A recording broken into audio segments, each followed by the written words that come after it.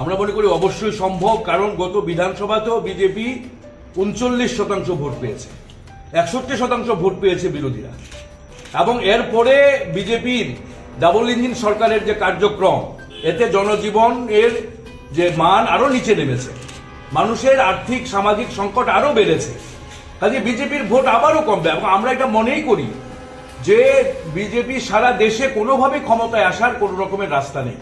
মোদী সরকারের পতন এবার ঘটবেই, এবং আমাদের রাজ্যেও মোদী সরকারের পতন ঘটানো সম্ভব যদি সমস্ত বিরোধী শক্তি আমরা ঐক্যবদ্ধ হতে পারি।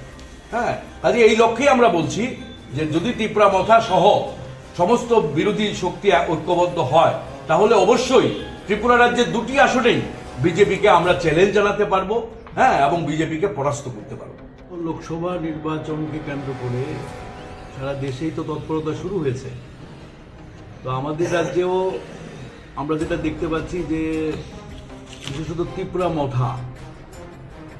মথার প্রতি আমরা একটা আহ্বান রাখতে চাই আজকের সম্মেলন থেকে, নির্বাচন উপলক্ষে বা দেশের সামগ্রিক পরিস্থিতির উপর। আমরা যেটা বলছি ত্রিপুরা মথাকে, যে আজকে দেশের সংবিধান আক্রান্ত।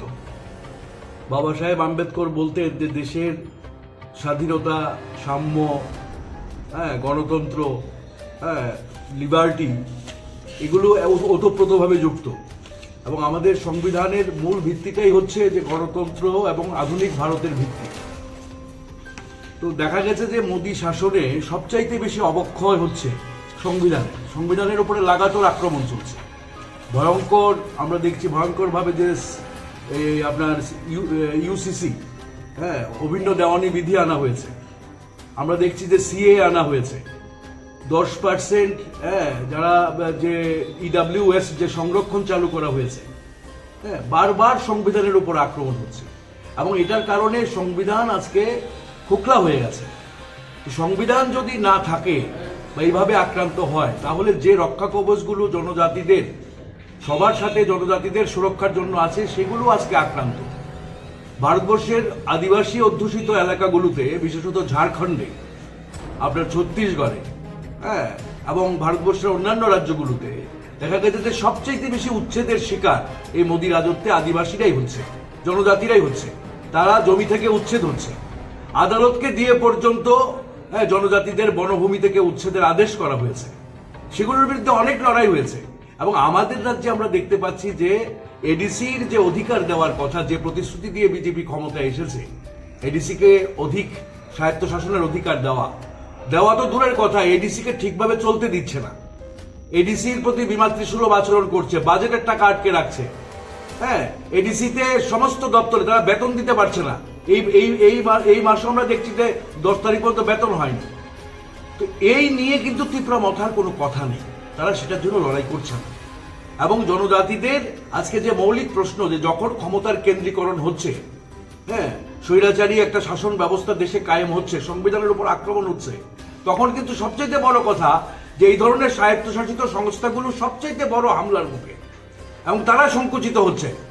আজকে যেভাবে মানে আমরা দেখতে পাচ্ছি যে ত্রিপুরা মথা আজকে রাজনৈতিকভাবে তার যে প্রধান বিরোধী দল হয়েছে, সে বিজেপির বিরুদ্ধে লড়াই করে হয়েছে।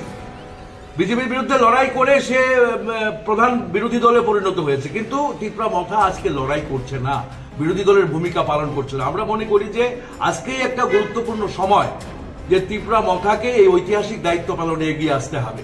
যদি ত্রিপুরা মথা এই দায়িত্ব পালন না করে, তাহলে ত্রিপুরা মথা অবশ্যই ইতিহাসে রাস্তা করে যাবে। তার দশা কিন্তু অবশ্যই আজকে ইয়ের মতোই হবে, আইপিএফটির মতোই হবে।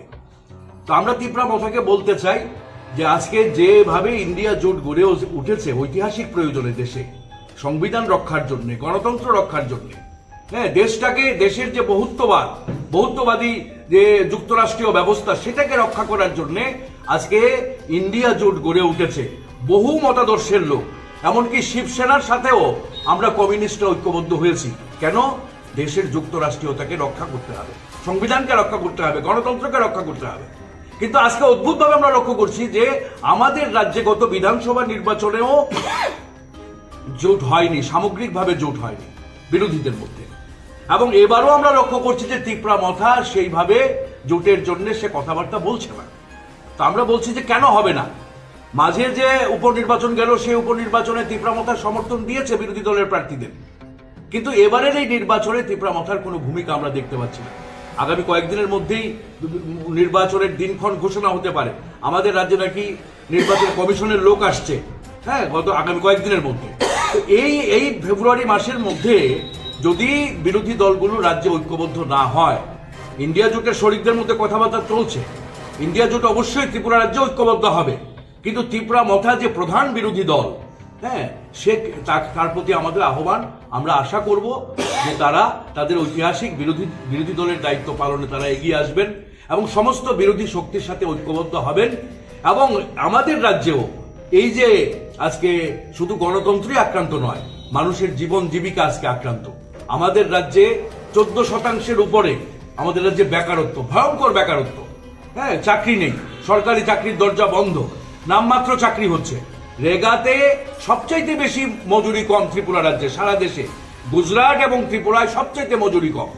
এবং অদ্ভুতভাবে আমরা লক্ষ্য করছি যে এখানে বিভিন্ন যারা স্কিম ওয়ার্কার আছে তাদেরও বেতন ভাতা বৃদ্ধি হচ্ছে না। হ্যাঁ, আজকে সারা দেশে লড়াই চলছে। তাহলে মানুষের জীবন জীবিকা আজকে যে পর্যায়ে নেমেছে, কৃষকরা তারা বলতে ধান কিনছে 2% কৃষকের কাছ থেকে তারা ধান কিনছে, বাকি 98% ধান বিক্রি হচ্ছে না, এবং কৃষি উপকরণের দাম বাড়ছে। তো আর্থিক যে বিপর্যয় মানুষের জীবন জীবিকার উপরে নেমে এসেছে, জনজীবনের মৌলিক দাবিগুলোকে নিয়ে আজকে লড়াই আন্দোলনেও সমস্ত বিরোধী দলকে ঐক্যবদ্ধ হওয়া দরকার।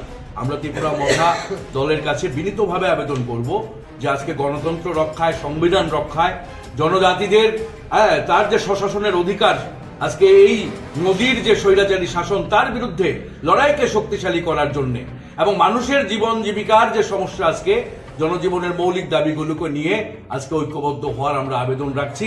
এবং আগামী লোকসভা নির্বাচনে ইন্ডিয়া জোটের সাথে তীব্রামথাকে ঐক্যবদ্ধ জোট করার জন্য আমরা আবেদন রাখছি। এর জন্য আজকে আমরা আপনাদের মাধ্যমে রাজ্যবাসীর কাছে এই খোলা চিঠি তীব্রামথার উদ্দেশ্যে আমরা আজকে দিতে চাই।